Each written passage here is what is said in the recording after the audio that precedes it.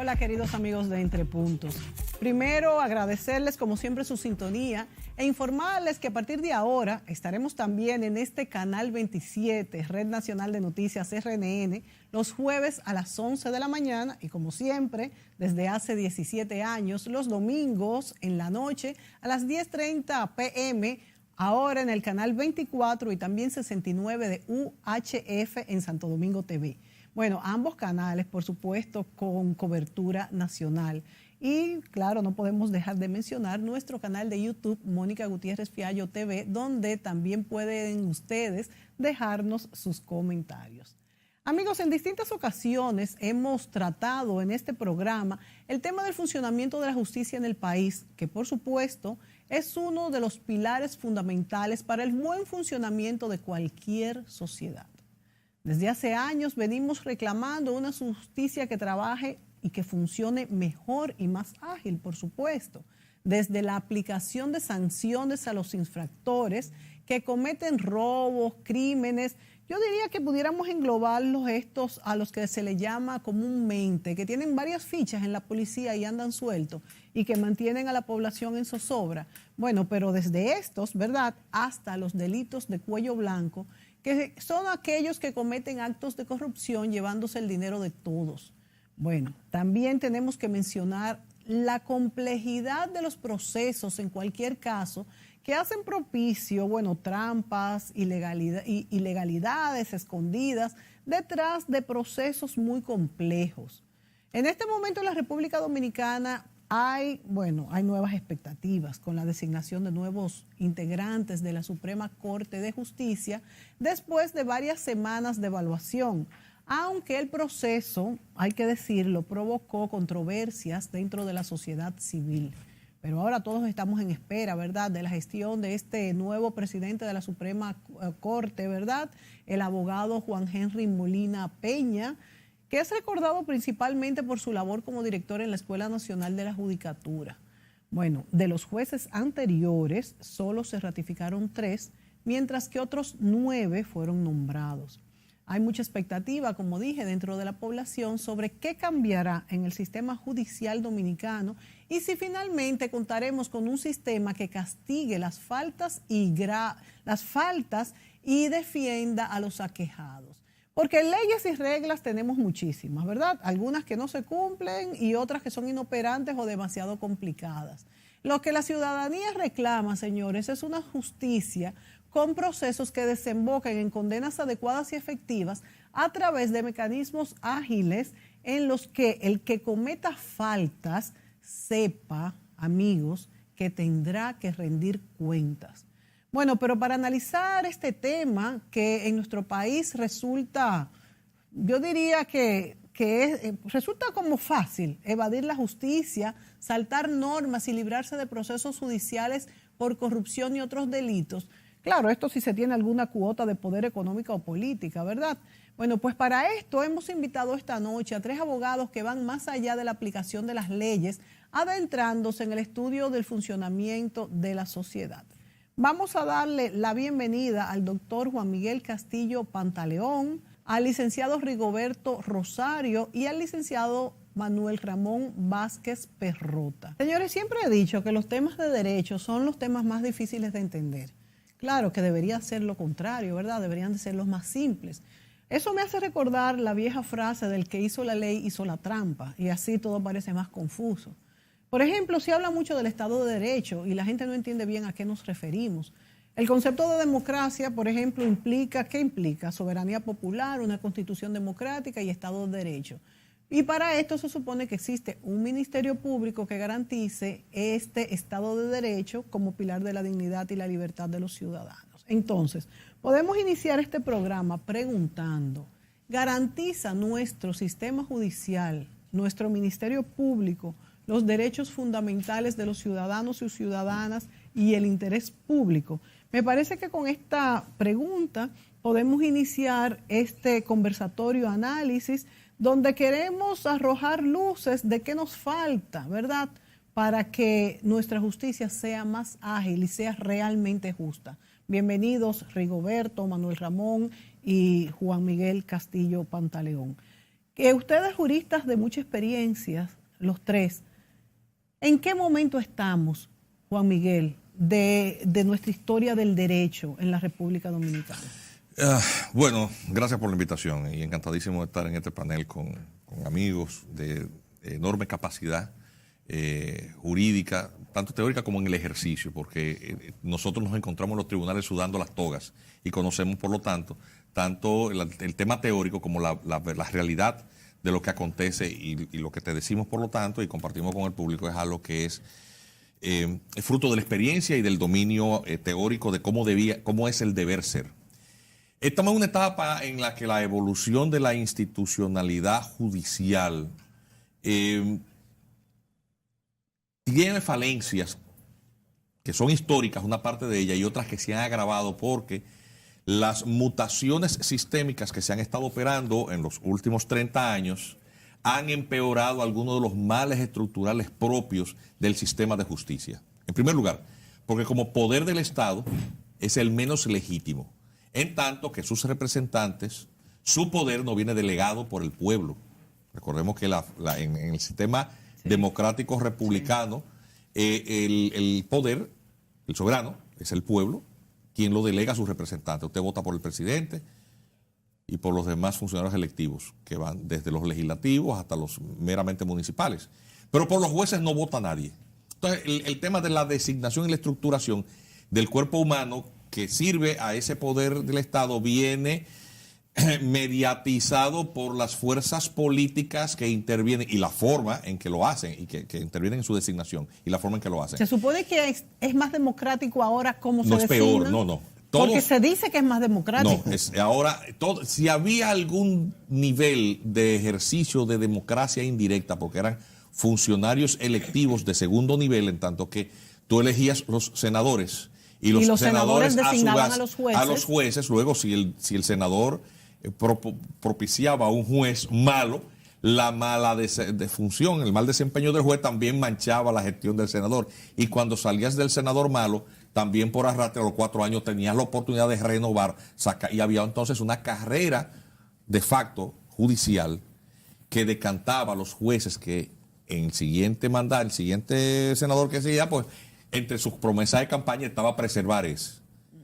Pero no provocaba esto entonces que este juez respondiera a ese senador que lo nombró. Ahora está peor, porque entonces ahora ni siquiera son los senadores, ahora es un cuerpo político más concentrado aún, en donde el poder ejecutivo y las cabezas de los poderes del Congreso de la República, las dos cámaras, de la fuerza política mayoritaria, que en este caso usualmente es de la misma del presidente de la República, termina entonces, en vez de tener un cuerpo colegiado de 30 personas opinando, en donde había una multiplicidad de representación, ahora tú tienes 4 gente decidiendo. Pero también hay personas de otros partidos en esa. Pero tan minoritario que realmente, de hecho, en la última modificación constitucional, se le agregó al Consejo Nacional de la Magistratura el Procurador General de la República, que es parte del proceso, una parte interesada en un proceso y representa al Ejecutivo, bajo una tesis un poquito extraña, que si los otros poderes tenían dos representantes, el Poder Ejecutivo debía tener 2 también.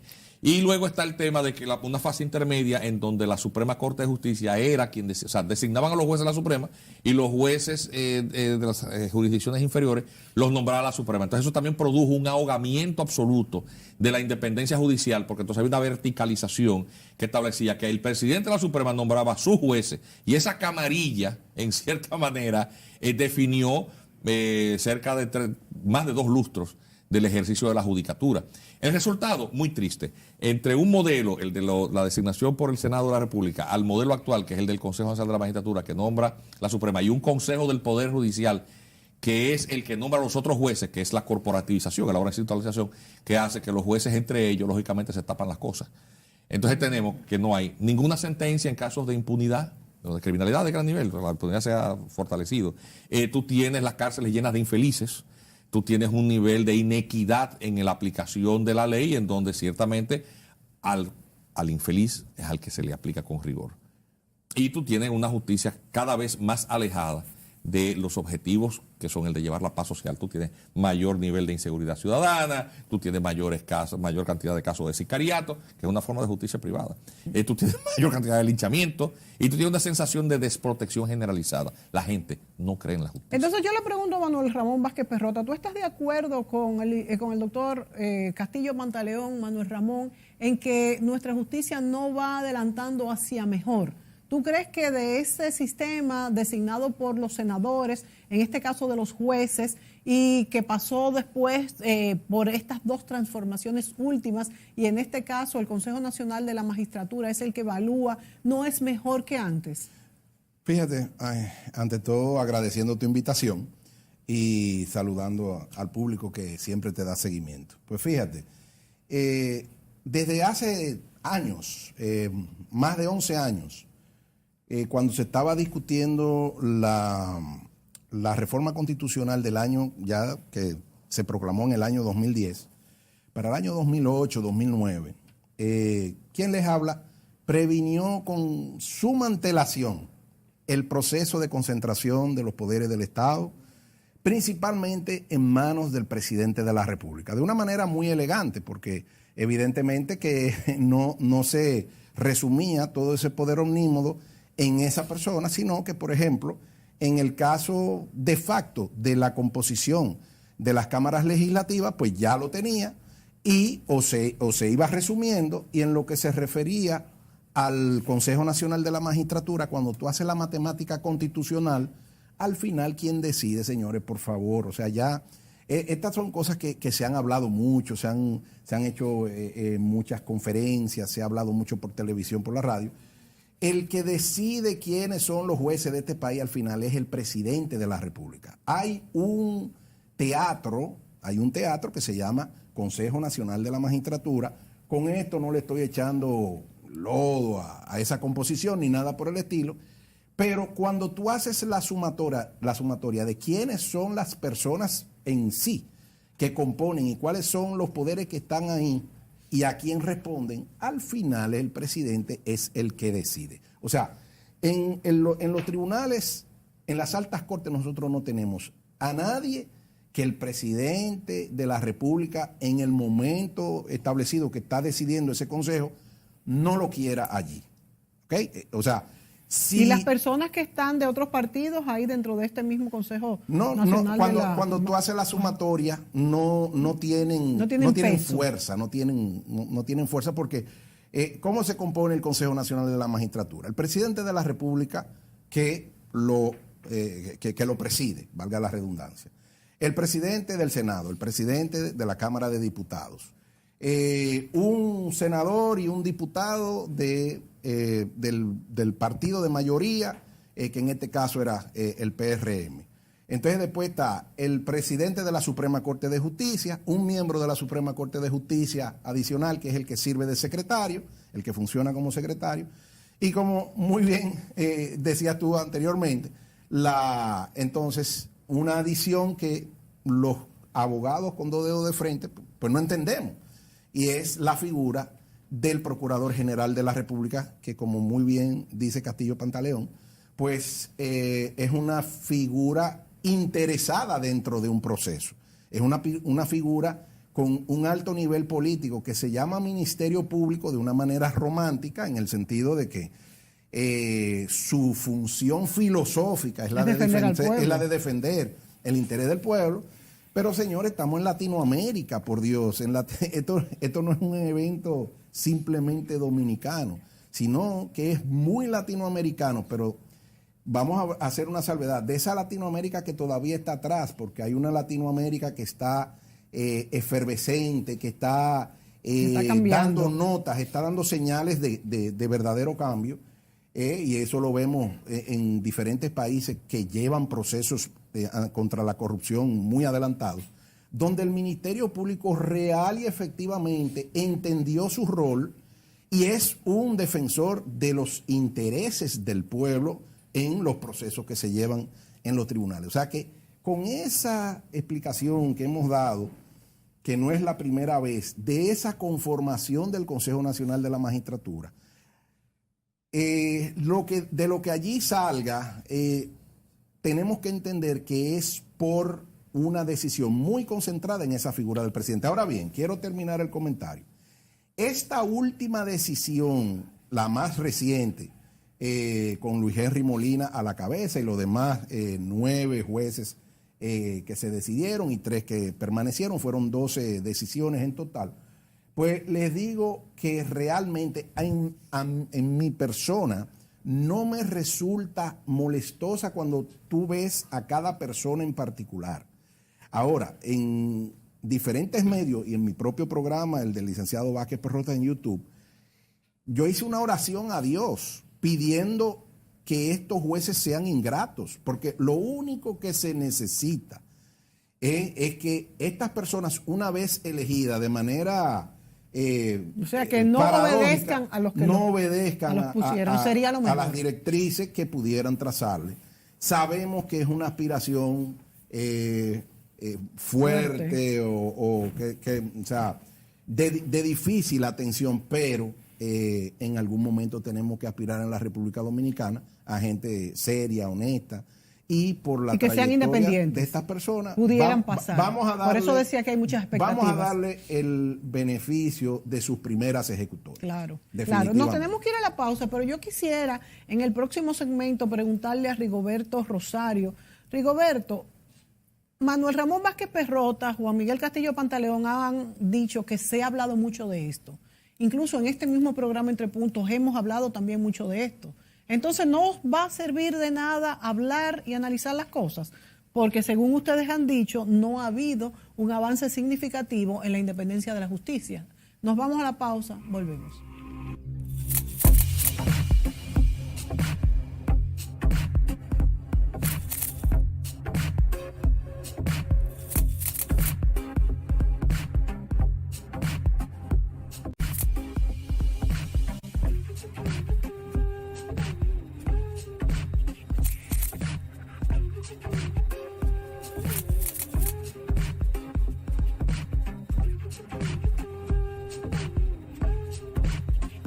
Nos acompañan en esta ocasión 3 brillantes abogados, Manuel Ramón Vázquez Perrota, Rigoberto Rosario y Juan Miguel Castillo Pantaleón. Yo diría que este es un equipo de grandes ligas y hablamos sobre, hasta qué punto hemos avanzado en que la justicia sea independiente en nuestro país y que los casos que llegan a este sistema judicial se resuelvan como debe de ser. Y le preguntaba a Rigoberto Rosario en el segmento anterior, Rigoberto, ¿hasta qué punto estos programas ayudan a un debate y a que mejoren las fallas del sistema judicial o es simplemente arar en el desierto? Buenos días, Mónica. Gracias por la invitación y un privilegio estar acompañado de Juan Miguel Castillo Pantaleón y el doctor Perrota. Juan Miguel, un amigo de vieja data, un hombre sin máculas, profesional y humanamente, un tipo que no hay forma de tachar. Yo jamás pensé poderme encontrar un escenario como este con Juan Miguel y creo que el mejor invitado que tú podrías tener en cualquier programa, y no en cualquier programa, es Juan Miguel Castillo Pantaleón. Yo endoso eso. Y yo también, entonces. Entonces, entrando en materia, lo que tú me preguntas, estos programas que se hacen de este tipo de debate solo sirven para abonar más y desenmascarar más el sistema que tenemos. Aquí se han hecho estudios de toda extensión y profundidad sobre el problema que tiene la justicia. Eso lo sabe todo el mundo. Ahora, no existe voluntad política para enfrentar esta situación. Y decimos esto. No sé si ustedes recuerdan que hace aproximadamente unas 3 décadas las constituciones eran un librito diminuto. Entonces el poder, porque esto no ha sido al azar, ha venido haciendo de la Constitución un libro voluminoso, donde inserta cuestiones de carácter procesal y de leyes adjetivas, no sustantivas como debe ser la Constitución. Eso lo hace el poder con la intención socavada de agenciarse la estructuración de una mafia de control en todo el sistema del Estado. Y hacerlo todo más difícil, como inentendible. Más fácil para ellos. Y para el que lo ve, para el pueblo, inentendible. pero dándoles visos de legalidad. Eso ha sido. Entonces, ¿qué tenemos hoy? Aquí se vive copiando mucho. El Consejo Nacional de la Magistratura, compuesto por 6 funcionarios que son electivos por voto directo, y los demás son de designaciones por el Poder Ejecutivo y otros designados por el mismo Consejo Nacional de la Magistratura. Como dijo el doctor Perrot, quien decide la designación de un juez en este país es el presidente de la República. No se llame nadie engaño, eso es un circo que montan ahí. Y cuando van los abogados que se ponen y que es la evaluación, ¿qué pueden evaluar lo que están ahí? ¿Qué saben ellos? ¿Qué condiciones, qué conocimiento tienen para evaluar? Nada. Con una mera pregunta tú puedes evaluar la capacidad de un profesional. Las que se hacen ahí, no, pero tampoco están ellos en capacidad de evaluar a nadie de las personas que optan por una posición en la judicatura dominicana. No sé si ustedes han visto que siempre quien preside la Suprema Corte de Justicia es un ascensorista. Yo le he llamado así, ascensorista, porque es un aparecido. No viene de las entrañas del mismo Poder Judicial, no es un juez de carrera egresado de la Escuela Nacional de la Judicatura, no, es un aparecido como este señor que llegó aquí, como era Mariano, como fue Subero, y seguimos citando todo. ¿Por qué esto? Porque eso responde al poder político, para tener el control de ese poder del Estado que tiene que servir, tiene o debe servir de muro de contención a los demanes de la autoridad. Pero eso nunca puede cumplirse porque quien está ahí es un bandadero del poder político. Y ese poder político, que 6 de los cuales son elegidos por voto directo, tiene una legitimidad por 4 años, pero esos jueces están elegidos por 7. ¿Qué legitimidad tienen esos señores? Porque si a ti, yo como pueblo, te doy la legitimidad de elección directa por 4 años, tú no puedes elegir a nadie por más de 4 años, y hasta por 4 años sería mucho, porque a ti yo te otorgué 4 años. Debía ser menor en la lógica, pero no es eso lo que pasa. Pero tenemos en el Constitucional jueces por 11 años, por 9 y por 7.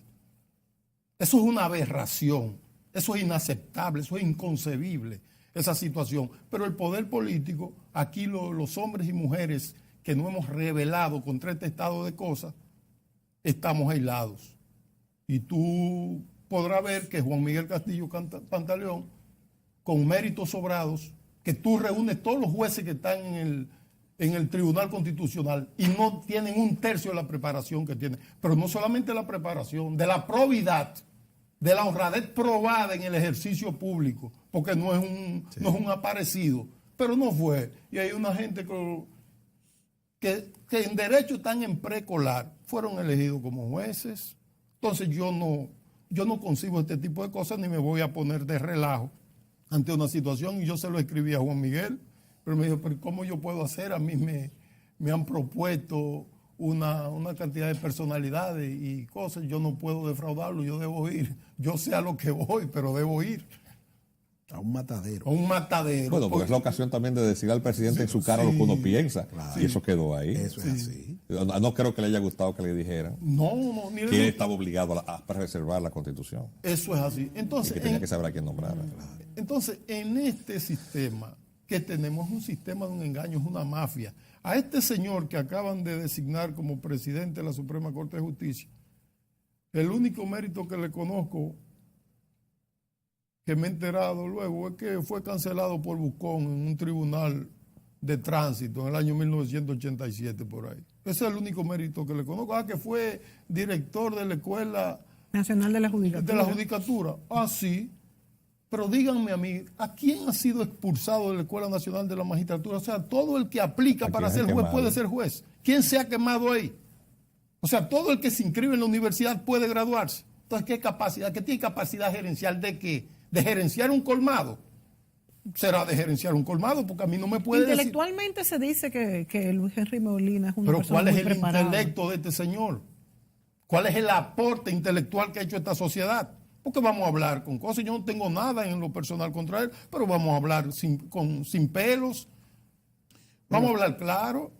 En ese sentido, o sea, y bueno, esto es un programa de debate. Claro. Yo puedo aportar el hecho de que lo conozco personalmente, no somos amigos fraternos ni nada por el estilo, he compartido con él y sí puedo aportar aquí la calidad intelectual de Luis Henry Molina. O sea, es una persona que tiene bríos intelectuales. Ahora bien, desde el punto de vista del ejercicio, y eso hay que reconocerlo, desde el punto de vista del ejercicio de la profesión en cuanto a los togados, o sea, a ponerse una toga y un birrete y ejercer en los tribunales, pues realmente no tiene esa experiencia que para llegar a ser presidente de la Suprema Corte de Justicia. Es el puesto más alto. Es el puesto más alto a nivel de justicia. Bueno, pues ahí tenemos que ver, hay que darle el chance, hay que darle la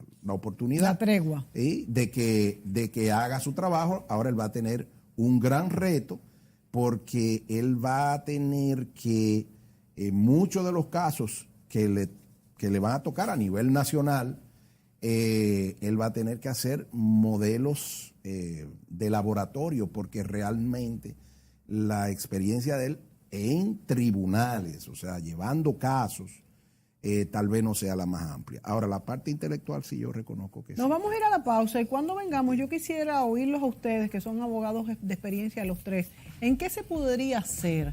Y los mismos que están ahora en esta Suprema Corte de Justicia y todos los demás involucrados, ¿qué podríamos hacer para que nuestra justicia marchara mejor? Volvemos.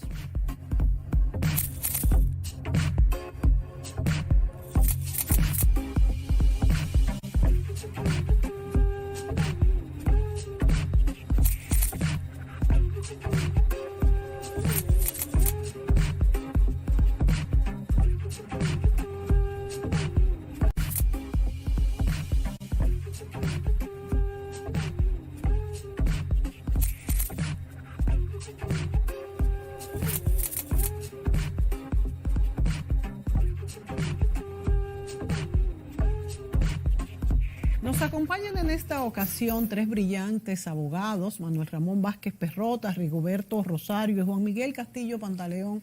Yo diría que este es un equipo de grandes ligas y hablamos sobre, bueno, hasta qué punto hemos avanzado en que la justicia sea independiente en nuestro país y que los casos que llegan a este sistema judicial se resuelvan como debe de ser.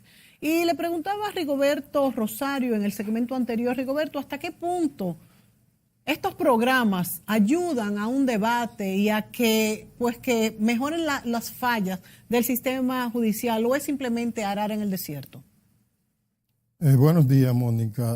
Gracias por la invitación y un privilegio estar acompañado de Juan Miguel Castillo Pantaleón y el doctor Perrota. Juan Miguel, un amigo de vieja data, un hombre sin máculas, profesional y humanamente, un tipo que no hay forma de tachar.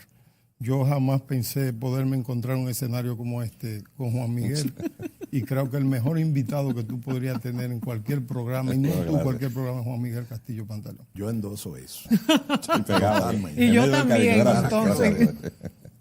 Entonces, entrando en materia, lo que tú me preguntas,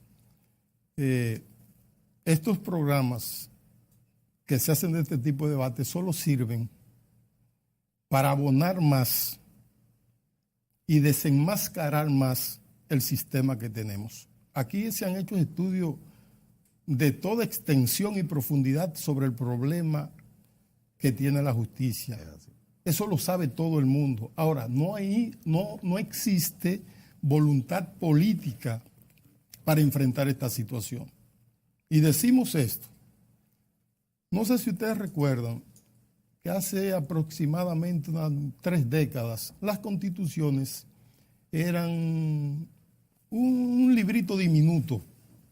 Entonces el poder, porque esto no ha sido al azar, ha venido haciendo de la Constitución un libro voluminoso, donde inserta cuestiones de carácter procesal y de leyes adjetivas, no sustantivas como debe ser la Constitución. Eso lo hace el poder con la intención socavada de agenciarse la estructuración de una mafia de control en todo el sistema del Estado. Y hacerlo todo más difícil, como inentendible. Más fácil para ellos. Y para el que lo ve, para el pueblo, inentendible. pero dándoles visos de legalidad.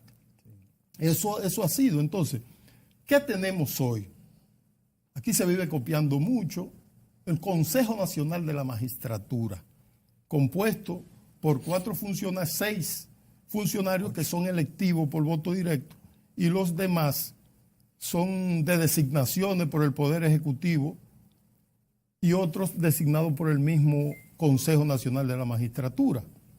Como dijo el doctor Perrot, quien decide la designación de un juez en este país es el presidente de la República. No se llame nadie engaño, eso es un circo que montan ahí. Y cuando van los abogados que se ponen y que es la evaluación, ¿qué pueden evaluar lo que están ahí? ¿Qué saben ellos? ¿Qué condiciones, qué conocimiento tienen para evaluar? Nada. Con una mera pregunta tú puedes evaluar la capacidad de un profesional. Las que se hacen ahí, no, pero tampoco están ellos en capacidad de evaluar a nadie de las personas que optan por una posición en la judicatura dominicana. No sé si ustedes han visto que siempre quien preside la Suprema Corte de Justicia es un ascensorista. Yo le he llamado así, ascensorista, porque es un aparecido. No viene de las entrañas del mismo Poder Judicial. No es un juez de carrera egresado de la Escuela Nacional de la Judicatura. No, es un aparecido como este señor que llegó aquí, como era Mariano, como fue Subero, y seguimos citando todo. ¿Por qué esto? Porque eso responde al poder político, para tener el control de ese poder del Estado que tiene que servir, tiene o debe servir de muro de contención a los demanes de la autoridad. Pero eso nunca puede cumplirse porque quien está ahí es un bandadero del poder político. Y ese poder político, que 6 de los cuales son elegidos por voto directo, tiene una legitimidad por 4 años, pero esos jueces están elegidos por 7. ¿Qué legitimidad tienen esos señores? Porque si a ti, yo como pueblo, te doy la legitimidad de elección directa por 4 años, tú no puedes elegir a nadie por más de 4 años, y hasta por 4 años serían mucho, porque a ti yo te otorgué 4 años. Debía ser menor en la lógica, pero no es eso lo que pasa. Pero tenemos en el Constitucional jueces por 11 años, por 9 y por 7. Eso es una aberración, eso es inaceptable, eso es inconcebible, esa situación. Pero el poder político, aquí los hombres y mujeres que no hemos rebelado contra este estado de cosas, estamos aislados. Y tú podrás ver que Juan Miguel Castillo Pantaleón, con méritos sobrados, que tú reúnes todos los jueces que están en el Tribunal Constitucional y no tienen 1/3 de la preparación que tienen. Pero no solamente la preparación, de la probidad, de la honradez probada en el ejercicio público, porque no es un aparecido, pero no fue. Y hay una gente que en derecho están en precolar, fueron elegidos como jueces. Entonces yo no concibo este tipo de cosas, ni me voy a poner de relajo ante una situación. Y yo se lo escribí a Juan Miguel, pero me dijo, pero ¿cómo yo puedo hacer? A mí me han propuesto una cantidad de personalidades y cosas, yo no puedo defraudarlo, yo debo ir. Yo sé a lo que voy, pero debo ir. A un matadero. A un matadero. Bueno, porque es la ocasión también de decir al presidente en su cara lo que uno piensa. Claro. Y eso quedó ahí. Eso es así. No creo que le haya gustado que le dijeran. No. Que él estaba obligado a preservar la Constitución. Eso es así. Entonces, y que tenía que saber a quién nombrar. Entonces, en este sistema que tenemos, un sistema de un engaño, es una mafia. A este señor que acaban de designar como presidente de la Suprema Corte de Justicia, el único mérito que le conozco, que me he enterado luego, es que fue cancelado por Buscón en un tribunal de tránsito en el año 1987 por ahí. Ese es el único mérito que le conozco. Que fue director de la Escuela Nacional de la Judicatura. Sí. Pero díganme a mí, ¿a quién ha sido expulsado de la Escuela Nacional de la Magistratura? O sea, todo el que aplica para ser juez puede ser juez. ¿Quién se ha quemado ahí? O sea, todo el que se inscribe en la universidad puede graduarse. Entonces, ¿qué capacidad? ¿Qué tiene capacidad gerencial de qué? ¿De gerenciar un colmado? Será de gerenciar un colmado, porque a mí no me puede Intelectualmente decir. se dice que Luis Henry Molina es una persona muy preparada. Pero ¿cuál es el intelecto de este señor? ¿Cuál es el aporte intelectual que ha hecho esta sociedad? Porque vamos a hablar con cosas. Yo no tengo nada en lo personal contra él, pero vamos a hablar sin pelos. Vamos a hablar claro. En ese sentido, o sea, y bueno, esto es un programa de debate. Claro. Yo puedo aportar el hecho de que lo conozco personalmente, no somos amigos fraternos ni nada por el estilo, he compartido con él y sí puedo aportar aquí la calidad intelectual de Luis Henry Molina. O sea, es una persona que tiene bríos intelectuales. Ahora bien, desde el punto de vista del ejercicio, y eso hay que reconocerlo, desde el punto de vista del ejercicio de la profesión en cuanto a los togados, o sea, a ponerse una toga y un birrete y ejercer en los tribunales, pues realmente no tiene esa experiencia que para llegar a ser presidente de la Suprema Corte de Justicia. Es el puesto más alto. Es el puesto más alto a nivel de justicia. Bueno, pues ahí tenemos que ver, hay que darle el chance, hay que darle la oportunidad. La tregua. De que haga su trabajo. Ahora él va a tener un gran reto porque él va a tener que, muchos de los casos que le van a tocar a nivel nacional, él va a tener que hacer modelos de laboratorio porque realmente la experiencia de él en tribunales, o sea, llevando casos, tal vez no sea la más amplia. Ahora, la parte intelectual sí yo reconozco que sí. Nos vamos a ir a la pausa y cuando vengamos yo quisiera oírlos a ustedes, que son abogados de experiencia los tres, ¿en qué se podría hacer? Y los mismos que están ahora en esta Suprema Corte de Justicia y todos los demás involucrados, ¿qué podríamos hacer para que nuestra justicia marchara mejor? Volvemos.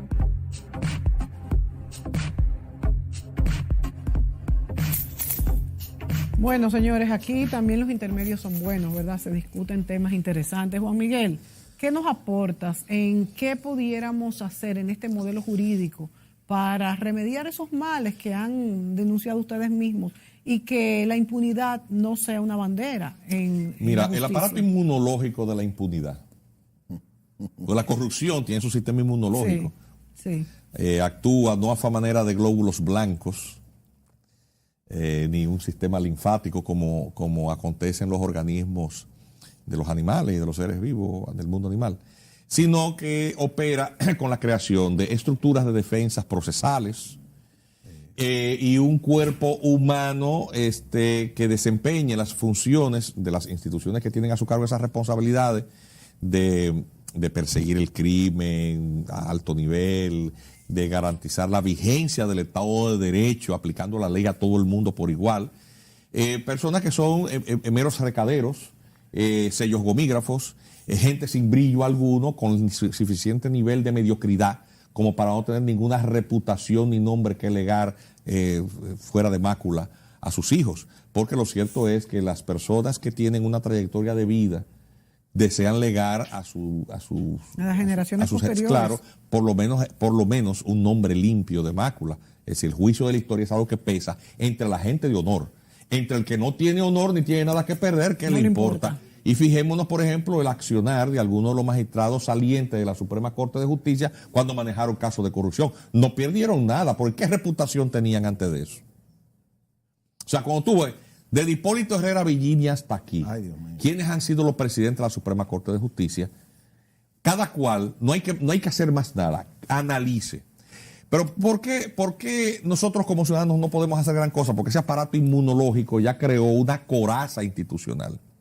La razón por la que esto va para peor y no vamos a poder cambiarlo en lo inmediato, porque es que el cambio es estructural, es que ya la distorsión, la deformidad es tan grande, tan rígida, que haría falta en la transformación estructural del Estado Dominicano, en que eso tendría que pasar necesariamente por una modificación constitucional. Sí. Y las urgencias de modificación constitucional no tienen que ver con la solución o mejoría de esos males estructurales, sino el de la búsqueda de los escenarios de permanencia y continuidad de lo que está mal.